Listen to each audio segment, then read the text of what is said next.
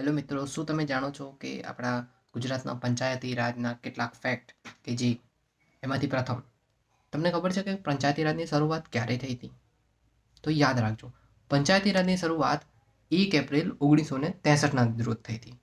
હવે તમે એવું પૂછશો કે હવે આનું માળખું શું હશે?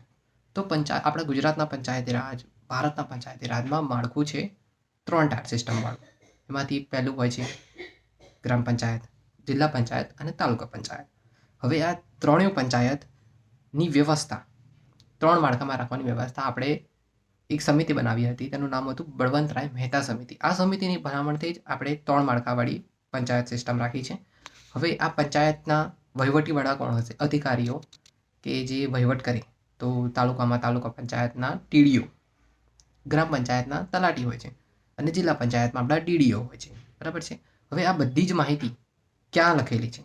તો આ બધી જ માહિતીનો ઉલ્લેખ આપણા બંધારણના ભાગ 9 પંચાયતની અંદર આર્ટિકલ 243માં ઉલ્લેખ કરેલો છે.